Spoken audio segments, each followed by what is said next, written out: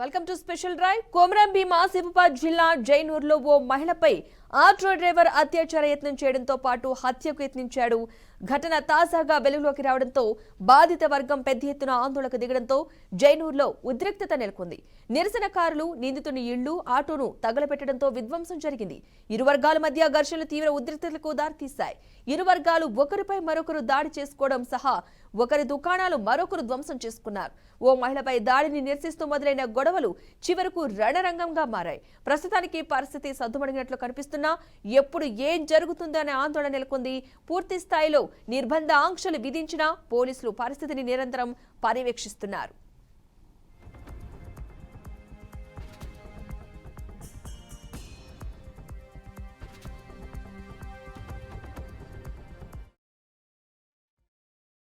ఎవరు డైవర్ట్ చేస్తారో వాళ్ళని అడగాలి. బాధితురాలు ఆమె సర్జరీ జరుగుతుంది, ఏది ఫేస్ ఏదైతే ఉందో సర్జరీ జరుగుతుంది కాబట్టి ఇప్పుడు మేము కూడా పరామర్శించలేకపోతున్నాం. నేను వచ్చినా పరామర్శించినాం, ఏం జరిగిందో మొత్తం కొత్త ఆమె చెప్తుంటే మాకు కూడా ఆ లాంగ్వేజ్ అర్థం కాకుండా వాళ్ళ కొడుకు ద్వారానే మేము తెలుగులో మళ్ళీ ట్రాన్స్లేషన్ చేసుకొని విన్నాం. కానీ ఇక్కడ డైవర్ట్ చేయాల్సిన అవసరం ఎవరికి లేదు.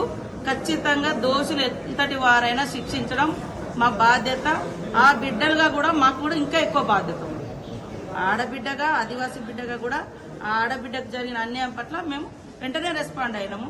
డైవర్ట్ చేసి కమ్యూనల్ గా మార్చాలనే కుట్రలు వేరే చేస్తుంది. అది ఎవరు చేస్తున్నారు, దాన్ని ఎవరు ప్రోత్సహిస్తున్నారు అనేది సమాజం ఆలోచిస్తుంది.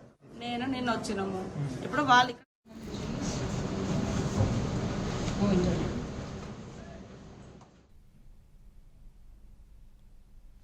సికింద్రాబాద్ గాంధీ ఆసుపత్రిలో చికిత్స పొందుతున్న బాధితురాల్ని మంత్రి సీతక్క పరామర్శించారు. మరింత మెరుగైన వైద్యం అందించాలని ఆసుపత్రి అధికారులను ఆదేశించారు. బాధిత కుటుంబానికి అండగా ఉంటామని హామీ ఇచ్చారు. స్థానిక యువత సంయమనం పాటించాలని కోరారు. ఎస్టీ సంక్షేమ శాఖ తరపున ₹1,00,000 పరిహారాన్ని బాధితురాలి కుటుంబ సభ్యులకు అందజేశారు. నిందితులపై ఎస్సీ ఎస్టీ కేసు నమోదు చేశామన్నారు. కఠిన శిక్ష పడేలా చర్యలు తీసుకుంటామని తెలిపారు. ఈ ఘటనలో కొందరు చేస్తున్న విమర్శలపై సీతక్క తీవ్ర ఆగ్రహం వ్యక్తం చేశారు. దాడి ఘటనను పక్కదారి పట్టించాల్సిన అవసరం ప్రభుత్వానికి లేదని మంత్రి సీతక్క తేల్చి చెప్పారు.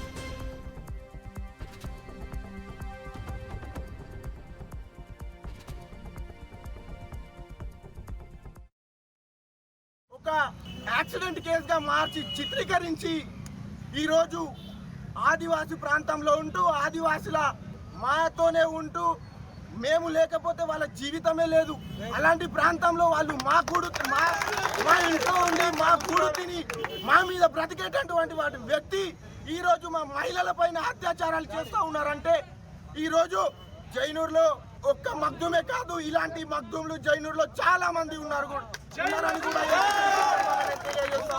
ఇంతకు ముందు మనోహర్ సార్ అన్నట్టు 20 సంవత్సరాల క్రితం తనకు భార్య ఉన్నా కూడా, భర్త ఉన్నా కూడా తనను లొంగ తీసుకొని తన భర్తను చంపేసి తనను తన ఇంటి మనిషిలా చేసుకొని తనను యూజ్ చేసుకుంటున్నాడు. ఇలాంటివి వీడు ఎన్ని చేయలేదు. ఇలాంటి ఘటనలు జైనూర్లో చాలా జరుగుతున్నాయి. లవ్ జిహాద్ల పేరుతో ప్రత్యేకమైన ఆదివాసీ అమ్మాయిలను దృష్టిలో పెట్టుకొని అమ్మాయిలకు లవ్ జిహాద్ల పేరుతోని లవ్లో మభ్యపెట్టి వీళ్ళంతా మా అమ్మాయిలను తీసుకెళ్లిపోతున్నారు. కాబట్టి మేము ఒక డిమాండ్ చేస్తా ఉన్నాం. ఈ రోజుగిన మగ్దుమ్ని పోలీస్ డిపార్ట్మెంట్ కావచ్చు, అధికార యంత్రాంగం ఎవరైనా కావచ్చు, పొలిటీషియన్ కావచ్చు, పోలీస్ డిపార్ట్మెంట్ కావచ్చు, ఏ అధికారులైనా కూడా సరే ఈరోజు వాడిని ఉరి తీయాలని కూడా మేము ఈ సందర్భంగా ఒకవేళ వాడిని ఉరి తీయకపోతే ఆదివాసులు ఏంటిదో చరిత్రలు బాగున్నాయి. ఆదివాసులకు మరో చరిత్ర మేము ఈ జైనూరు నుంచే తీసుకొస్తామని కూడా ఈ సందర్భంగా కొమరం జిల్లా జైనూర్ మండల కేంద్రంలో మరి మొన్న ఒక చెల్లెగా సిర్పురి మండలంలోని కోయినూరుకు వెళ్ళినటువంటి రాఖీ పౌర్ణమి సందర్భంగా, అంటే ఆదివాసులు అంటే మేము రాఖీ సందర్భంగా అన్నదమ్ములు కలుసుకుంటాం. అందులో భాగంగా పోతున్న తరుణంలో ఇక్కడ ఉన్నటువంటి ముస్లిం బతుకు తెరకు వచ్చినటువంటి ముస్లిం ఒకడు తీసుకుపోతూ నిర్మల్షాన్ ప్రాంతానికి ఆటో ద్వారా తీసుకెళ్లి ఆమెను అత్యాచారం చేసి హత్య చేశాడు.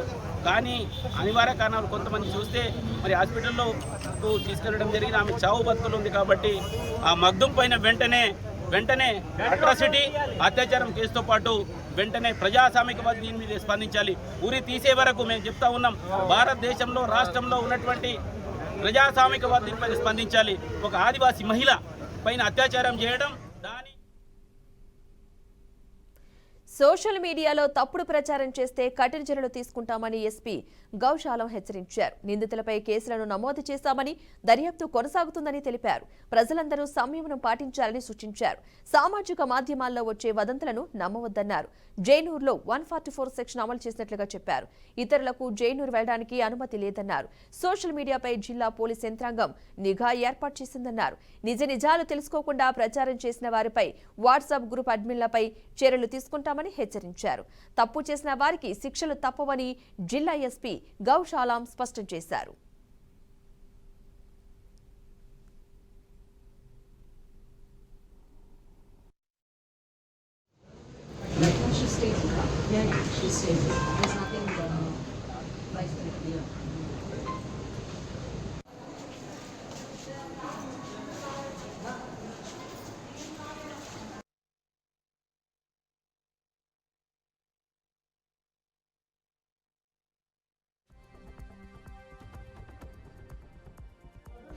ఉమ్మడి ఆదిలాబాద్ జిల్లా ఆసిఫాబాద్ ప్రాంతంలో జైనూర్ నుంచి నీలాబాయ్ అనే ఒక గిరిజన మహిళని ఆటోలో ఎక్కించుకొని అడవి ప్రాంతంలో తీసుకెళ్ళి ఆమె మీద అత్యాచార ప్రయత్నంతో పాటు దారుణంగా హింసించడం వల్ల ఆమె ముఖమంతా కూడా గాయాలే కాకుండా ముఖంలో ఎముకలు కూడా విరిగిపోవడం, మరి ఆమెను నిర్దాక్షిణ్యంగా హింసించి అత్యాచార యత్నం చేసి విపరీతంగా హింసించి రోడ్డు మీద పడేసి ఇది ఒక యాక్సిడెంట్ కేసుగా చిత్రీకరించే ప్రయత్నం జరిగింది. మరి అక్కడ ఉన్నటువంటి స్థానికులు ఆదిలాబాద్ రిమ్స్లో జాయిన్ చేయడం వలన వారు ఈ పేషెంట్ కండిషన్ చూసి హైదరాబాద్ గాంధీ హాస్పిటల్కి తరలించారు. మరి ఇక్కడ హైదరాబాద్ గాంధీ హాస్పిటల్లో పరిశీలించిన తర్వాత విపరీతమైన గాయాలతో ఉన్నటువంటి పరిస్థితి గమనించి ఆమె ముఖమంతా కూడా గాయాలు, ముఖంలో ఉన్నటువంటి ఎముకలు కూడా విరిగిపోవడంతో ఇప్పుడు వారంతా ఇప్పుడు ప్లాస్టిక్ సర్జరీ కానీ ఇంకా ఆపరేషన్స్ కంటిన్యూస్గా కొన్ని గంటల పాటు నుంచి ఆపరేషన్ జరుగుతూ ఉన్నది. ఇప్పుడు కూడా ఆమె ఆపరేషన్ థియేటర్లోనే ఉండడం, మరి ఆమెకు అన్ని టెస్ట్ చేయడం, మరి ఆ పరిస్థితి చూస్తూ ఉంటే చాలా దారుణమైనటువంటి పరిస్థితి ఇక్కడ కనపడుతున్నది. మరి ఈ రాష్ట్రంలో గత 3 నెలల నుంచి ఇలాంటి అత్యాచార యత్నాలు కానీ ఇలాంటి దాడులు కానీ ఇది మొదటిసారి కాదు. మొన్న 3 నెలల క్రితం కూడా ఈ రకంగా గిరిజనుల మీద దాడి చేసి మరి అక్కడ వారిని హింసించిన తర్వాత పోలీసులు అత్యుత్సాహంతో గిరిజనుల మీదనే ఉల్టా కేసులు పెట్టినటువంటి పరిస్థితి ఇది దారుణం. ఉమ్మడి ఆదిలాబాద్ జిల్లా She got admitted with us. Sunday was morning admitted. She's been referred from RIMS Adilabad with facial injuries annamata. కొన్ని లాసరేటెడ్ ఇంజరీస్, తర్వాత నేసల్ బోను, మ్యాక్సిలర్, మ్యాండిబుల్స్ ఫ్రాక్చర్స్ తోటి వచ్చారు. అన్కాన్షియస్ స్టేట్లో ఉంది. తర్వాత we have taken care and then she became conscious yesterday morning. ఈరోజు plastic surgery department నుంచి సర్జరీ అయింది. తన హిమోగ్లోబిన్ అది కూడా చాలా తక్కువ ఉండే, 7 grams, 33 units of blood and required IV fluids, required treatment అంతా చేసిన తర్వాత now patient condition is stable. There are no any other injuries except for injuries on the face. Madam మాట్లాడగలరా తన కండిషన్? అంటే ఫేస్ మీద ఇంజరీస్ కదా, అంత దవడ ఎముకలు అవన్నీ ఇంజూర్డ్ ఉన్నాయి కాబట్టి she unable, she speaking but clarity లేదు. ఓకే. ఇప్పుడు సర్జరీ అవుతుంది, అయిపోయిందా మేడం? ఇంతకుముందే అయింది, సర్జరీ ఇంకా అవుతుంది. షీజ్ ఐసీయూ మేడం, ఇప్పుడు ఎక్కడ ఐసీయూలోనే ఉన్నారు? అంటే ఇంకా రికవరీలో ఉంటుంది, okay post anaesthesia. Okay. She's out of danger madam? Out of out of danger.